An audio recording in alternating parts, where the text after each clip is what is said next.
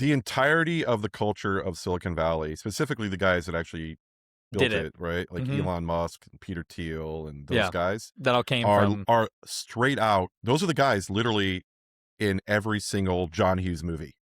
Like Yeah. you could argue that John Hughes was the true creator The Godfather of the Valley. of technology. Yeah, 100%. Yeah.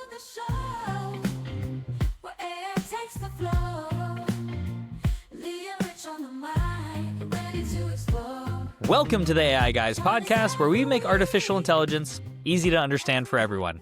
I'm your host, Lee Dixon, and as always, I'm joined by the guy who's connected to so many tools, he's basically built his own integration problem, Rich Swire. How you doing today, man? Good. No I'm matcha not today, right? no matcha You're today. cranking on regular coffee? You can tell. Yeah, you can tell I'm a little bit hyper today. So if I talk real fast and start to slur my words, I'm on a overhyped caffeine, but no matcha. Unfortunately, the matcha truck was not here today. It's kind of disappointing. That's all good. You got to change it up a while. Come back to base. No, But I'd rather have matcha. I'd hate changing it up. I need it, but tomorrow I'll get it tomorrow. They'll be There at we the go. farmers. They'll be at the farmers market. That's what our audience wants to know about now too. Is like, how's Rich doing on his matcha budgets and things like that. There you go. There's the update. Yeah, perfect. Now we'll get to the second thing you guys care about, the AI and where things are going, right? So, Rich, we started talking a little bit recently about how all of these different businesses, especially in the SaaS layers, are starting to kind of create this agent war, right? Like how everyone wants to own your AI layer. So we thought that'd be kind of a good topic today to hit on a couple quick points, let people know what they should be kind of preparing for as, how a business really maybe wants to own their own pieces of the AI process, what they feel like they should outsource. But I think, over the last couple of weeks, we've really started to see the chaos ramp up with a lot of the, big players in the space, because they're all scrambling to figure out how they can basically stake claim on the ground that's out there. Yeah, so it's a very interesting kind of new layer, I guess, that's being created, right, across almost every single technology company in the world, is now kind of entering in, entering in this race, if you will, of how do I create an agentic layer or an AI agent or multiple AI agents as part of my software product.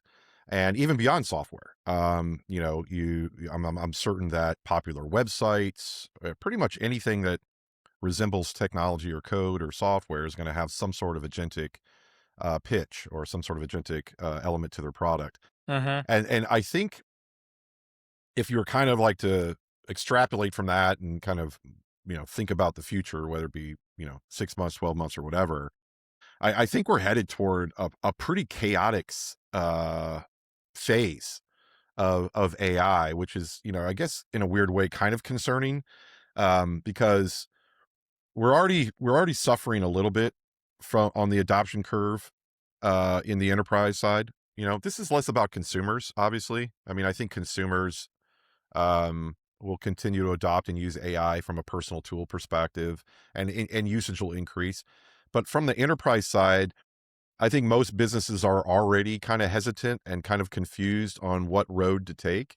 And I think now, when you have literally every vendor basically talking about agents this, agents that, whether they have them or not is kind of irrelevant, right? They're basically freezing the market and making the customer more confused, right? So, you could have your SaaS providers are obviously the first ones that are going to come at you and say, oh, you use HubSpot? Oh, well, we have an agent. And, oh, Right. you use MailChimp. Oh, we have an agent. And, oh, you use Salesforce. Oh, we've got multiple agents, right?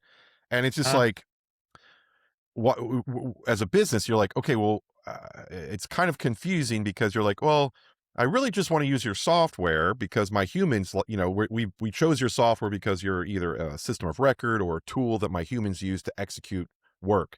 And now you're kind of refactoring our relationship into being that now you're my workforce.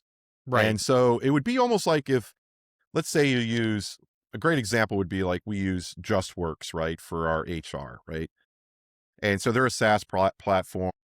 We have our employee documents in there and it works great. And we might log on to it every once in a while, but for the most part, we don't really log on to it. It's just a SaaS product that does a specific thing. And it would be almost like if JustWorks, the equivalent would be if JustWorks called us up or knocked on our door and said, "Hey, meet Jim. He's going to actually work out of your office now, and he's going to run your HR. And or, and then, oh, by the way, pay us this for Jim, right?" And so I'm not saying that's a bad idea or a bad business model. It's just kind of jarring because, how do I want Jim? Do I want to outsource that? Do I want them to have that kind of power over me and own that part of my business? Or do I want to choose to build an agent that does what Jim does and just integrate with JustWorks? Yeah. So like Yeah, that's the make it for me, not have you just, right. not be my Yeah, because outsource for that. you're sacrificing the one thing I think AI what's I honestly think if you were to rip apart all of the marketing, the hype, the verbiage, all the things that confuse us about how AI is being packaged to us, if you were to talk about the one thing that's actually like the pureness of AI, the beauty of AI, is that it's completely personable and it's personalizable. You can customize it to what you want it to be. The reason why there's like a great example is there's very few things on this planet that my wife and I like together. Like I like a lot of things, she likes a lot of things, but if you say, "Hey, this is the one thing that you and your wife have to be completely all in on," Yeah. outside of like our kids, right? Like I'm just talking about like just generic stuff. Like she loves exercise, and I don't mind going for a walk, but I don't like walking 20 miles a day, right? Like she's like Yeah. that's her minimum. Yeah, Like you've got your specifics, she has her specifics, right, but or whatever. I'm just kind of using that as a facetious no. example, but there's very Sure. few things. But like we both love ChatGPT. Why? Yeah. It's not because we have the same experience, It's because you can right? customize it. Yeah. Exactly. Like when I talk to ChatGPT and I ask it something, and she asks it something, maybe even the same question, it's going to be completely different. And there's a reason why she defers to ChatGPT now than me because you know she she actually likes She gets well, I ChatGPT, was right? gonna say she gets probably more Yeah, concise answers much better answers. better for It her, right? doesn't ignore. It doesn't like it's not on her phone all day. Yeah. But So before you the jump into that, I so want the very yeah. and the yeah, just to finish that point, the intimacy and that feeling that we get that like, oh, this thing is actually intelligent and it's listening to me and it's doing Mhm. what I want, right? Whether that's just a bouncing off our ego, it doesn't really matter. I'm not going to get psychological about it, but the point is that you lose that the minute you give it over to another entity to manage for Yeah, you. And to then tell so you what you want. Yeah. right. And I'm not saying that like that you can't use another vendor. It's just that you probably before you start looking at just say, "Hey, everybody else, I have SaaS products, and I'm going to have 5 different people giving me agents." I think you have to have a criteria that you look for to make sure that you still maintain that control, that you can still maintain that ability to customize it, to use it in the way that you want to use it, or else you're just going to fall into that same SaaS trap, and you're going to be paying for something that is going to get low adoption or that you don't even really need, right? It's almost like it's not even as good as like would you like fries with that sales pitch, because that makes sense, right? Like you buy a hamburger, would you like fries with that? Yeah. It's almost like you're in the drive-through at Starbucks and you're saying, "I'm here to get a coffee. I come here every morning to get coffee," and suddenly they want to sell you car insurance because you're Yeah. in a car, right? And they go, "Oh yeah, I actually am in a car." And I guess, and Starbucks goes, "Hey, would you like to learn about Starbucks car insurance?" Because they have that relationship with you. But now they're selling something that you're like, "Well, why would I buy car insurance from you?" Not that it's a bad idea Yeah. necessarily. Maybe it's good car insurance. I don't know. Yeah. But my point is that you have to be kind of cautious of like who's selling you what, and are they equipped to sell you that, and are they the right vendor to sell you that, Yeah. and are they taking away your power, Well, and that's really the and control of your AI agentic workforce. yeah, a lot of industries have shifted from being, specialized vertical providers, right? Like use JustWorks for HR, let's call it like your QuickBooks and everything else like that for the financing side. So it becomes like when companies, even if they're in the tech space, migrate to trying to be like your tech innovator, the issue is it's like, yes, do I need what they have? But I mean, this is where we've talked about it, I feel like a lot on the podcast, especially in early episodes, but just this, you're inside of this software because you feel like it's um, business critical for you in one way, shape, or form. CRMs are a great example. but we find ourselves operating on spreadsheets. Why? Because we really don't like the user experience. We don't need all the things that are pushed in there. It clogs up what we're trying to do. Even if our process is hyper manual, we do it a very specific way and we want that. So AI is more malleable that way. But what's interesting is this fact that now AI is kind of becoming the next platform war, right? Like they're really focusing on trying to be like, no, no, no, we know what's best for you and here's why. We'll talk in some other episodes, probably coming up in the next few weeks, around how teams could be using AI to maybe be more proactive towards their customer base, finding out what their customers want, and helping them take that innovation curve off of it, because then you become more valuable in the future. But I think what's, somewhat interesting and where we're seeing all these platforms really stake their claim is they want that ownership, probably for two reasons. One, they're realizing they're losing the stickiness of seat licensing and, their stuff becoming commoditized. But two, they want to be able to put that toll booth on there. And at some point now be like, well, now I have you. So, I'm spinning up all these cool new agents that you're not going to need, but you're going to pay us for because they have to exist there. Right. And I think that's where you have to determine like where you're comfortable as a business with the trade-off. If you want nothing to do with AI, and yes, you just want a chat assistant that helps with HR questions, maybe that's a reason that works for you. But if you want to be able to like get insight into HR or other types of things like that, you're kind of at the mercy of whatever they deem is necessary for you. Yeah, I mean, I always come back to that word control, and I think this is where you get into the nuance of how AI works and how an agentic workforce is going to be built in the future.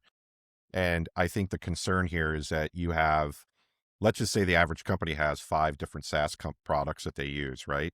Usually somewhat like you just said, assign, each a SaaS product for each role in the business, right? You have CRM for sales, and you might have a, support system for support, and HR, finance, whatever. So let's just call it five. So you could have AI agents that kind of live on those five SaaS systems, and if you're willing to pay the bill and willing to give over a little bit of control, yeah, maybe those AI agents help you understand their product better because they live in that product, and maybe it's more natively integrated, Right. and maybe it's able to like you said, if they're on QuickBooks and they launch the QuickBooks agent, and that agent's able to kind of answer questions a little bit better, almost like a supersized help agent, then that's fine. But that's not really what AI is meant to do in the sense of what your business needs. Like Exactly. that's a QuickBooks agent expanding QuickBooks' value to you and Mm-hmm. helping you understand QuickBooks. But what I need for my Yeah. business is what can help my business grow. And it's not going to happen natively in a SaaS company's product. It's just not. Now, I'm not saying you can't talk to those agents. I'm not saying you can't integrate with those agents or those systems. So certainly if you have a system of record, you're going to have an AI agent that needs to talk to that system of record. But you're going to have that same AI agent might need to talk to multiple systems of record. Well, yeah, So that business, that SaaS sprawl you're talking about right now is exactly where I'm concerned, looking from the outside in at everything taking place is happening, right? Is just the fact that there's going to end up just being locked doors everywhere else again. And now you're exactly where we are today, or let's say even 3 years ago, without AI being an integral part, but just with all of these different like pocket pieces of software we need that don't talk to each other. yeah, And, then you're stuck again.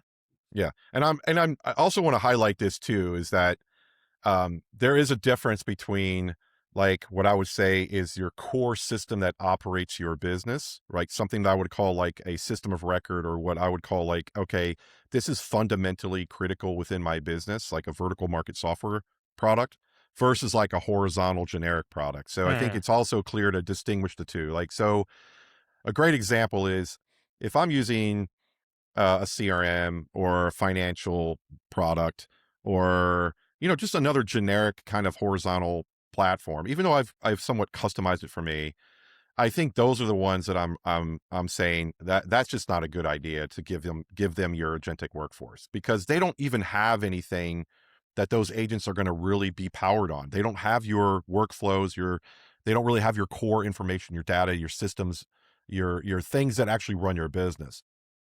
Where I do think there's a tremendous opportunity for partnership, and where it does make sense for a business to align themselves with a software product company, would be in the vertical space. So if you're running a vertical market software, where that software is not only tied into your system of record, your database, but is also your systems, your workflows, your processes. It's what basically powers the engine behind your business. Then 100%, those are the products that make sense to have to extrapolate and grow and build your workforce, or at least help you build your agentic workforce, because that's what AI is meant to do. It needs to have that intimacy with your core business processes and knowledge and workflows. Whereas like just some random software company that says, "Oh, we have agents now," um, and you're like, "Well, wait a minute, you're just where I download my W-2s every year, right? You don't really know how my business runs. You don't have Right. much information about this." I think those are the ones that are a little bit far reaching and overreaching. And the concern I have is that's like 90% of the world is a lot of these software products. I even saw something like some note taker app.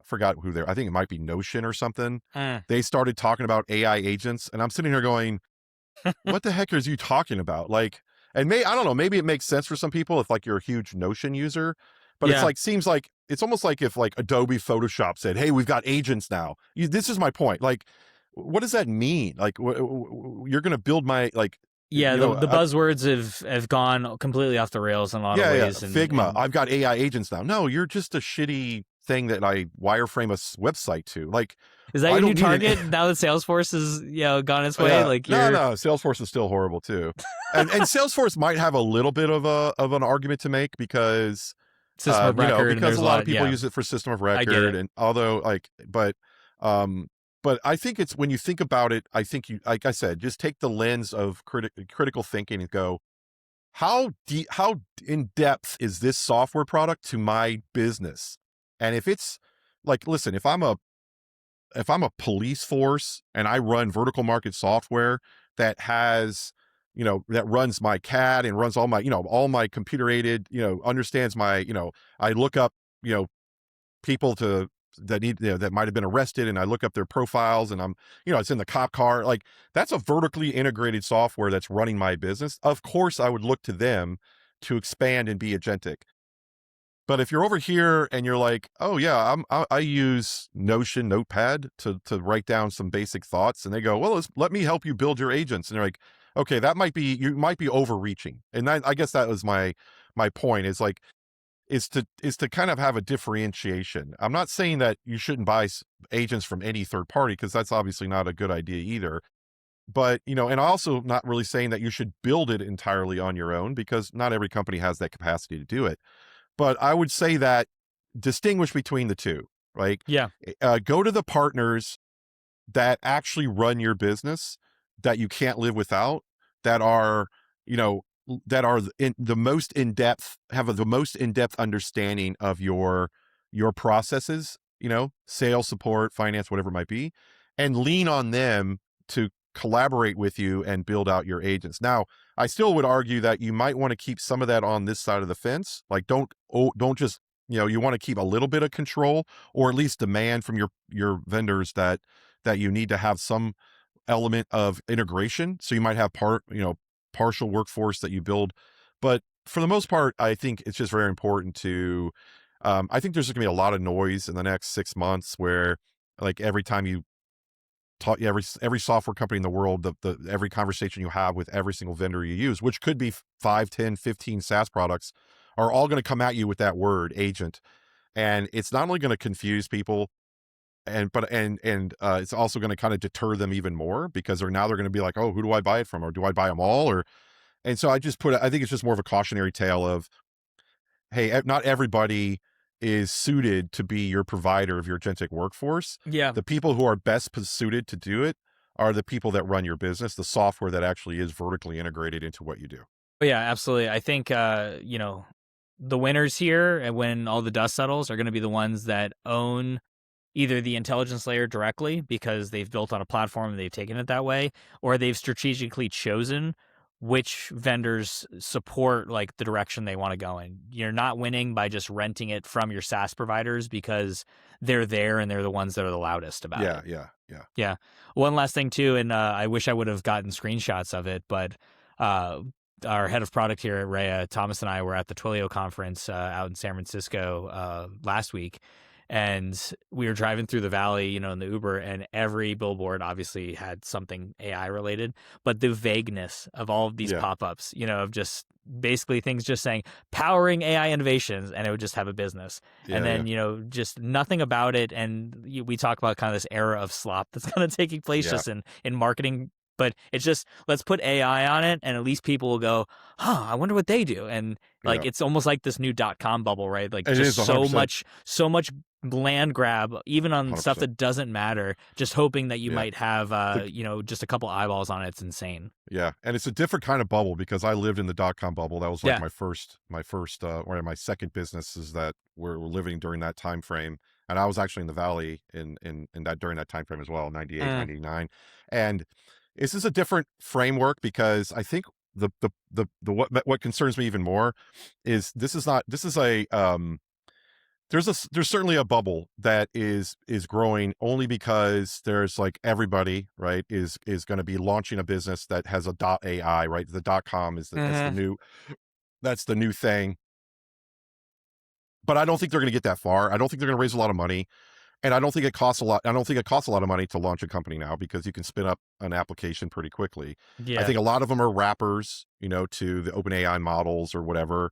So Yeah. it's a lot different than the .com because in the .com age, what was the challenge there was that there was a tremendous amount of capital going into companies blindly because it was like this race to basically webify any and every business you could possibly, right? The famous one is pets.com. Now, it's not a bad idea, right? Right. That exists today, and it's Yeah. probably a billion It dollar paid company. off. Yeah, Right. exactly. Amazon.com, their stock went from 40 to $4, but they're one of the most valuable companies in the world. So again, they weren't wrong. It was just they just there was too many people that they thought were right. Mm. And then what it whittles down to the winners, and the winners are rarely the ones that are overfunded or have minimal value. I mean, it's typically the ones that just fight through the noise and end up on the other side. But I think the most important thing to think about in this scenario, what makes this bubble a little bit different, is that there's going to be so much noise. There's going to be for every category of AI product, there's going to be 1,000 or 10,000 or 100,000 options. So this is less about a technology criteria to meet because everybody's going to meet it. Everybody's going to have a product to showcase. So Mm-hmm. that confuses the heck out of a customer, right? Sure. Everybody's going to come in with a beautiful AI generated UX and be like, oh, look at this. Oh, and they're gonna be like, oh my God, these are so cool. Yeah. Because we're still thinking it took, we're still thinking that there's actually something underneath that, but Yeah. it's all faux apps. It's all fake. And this goes back to my point, and I'll put another period on it. You have to, if you're gonna be moving forward with your agentic workforce, you're going to want to work with the company that has the deepest understanding of your business. And ideally, the company that has built the software that your business is run on, and let them, and together with you, Be the build your collaborator. agentic Yeah. workforce. Do not go to some random company that just so happens to vibe code something. And also, quite honestly, don't be too excited about some person in your business that might have vibe coded something and shown Mm. it to you. Yeah. Like it's all roads lead back to the fundamentals here. The fundamentals are AI is only as good as the platform and what it has access to and what enables it to do its job. If you don't have that intimately tied into that, then you're basically just creating a very thin, very short-lived, and probably just a waste of money, and you're just burning time, agentic workforce. You want to have one that can understand and go to the depths you need in order to actually execute work to get that ROI. So I guess the Absolutely. conclusion of this pod is I'm hoping if you're a business owner, if you're thinking about deploying your agentic workforce, is focus on partners that you have control with and have a good relationship with. Lean back to the companies that actually power the actual data and the workflows that you have, and just kind of ignore everybody else Mm-hmm. because it's all going to revert to the mean. Um, even if it takes 1 year longer for your core platform provider to bring you better product, or better agentic solutions, then it's probably worth the wait, right? Slow Yeah, is fast. Um, absolutely. but but there's a lot of SaaS companies out there that are just going to say, "Oh, we have an AI agent now." And just ask the hard questions. That's all. I mean, Uh-huh. hey, I'm a pro SaaS guy. I'm a pro software guy. I hope everybody makes it through this agentic, evolution that does the work to do so. But I do think that there's going to be quite a few that are going to, obviously be impacted by this, especially like the horizontal and the more generic players, because they really are a very thin layer, and they've benefited from being horizontal because they can reach a larger audience. But that's the antithesis of AI. AI is basically saying today, you can build software so easily, you can personalize it so well. Why would you not want that? Why would you go and succumb to the horizontal limitations, right?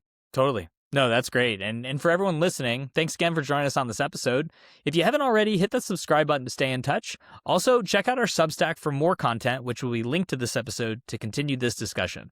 Until next time, stay curious, stay informed, and we'll see you on the next episode. Take care, everyone.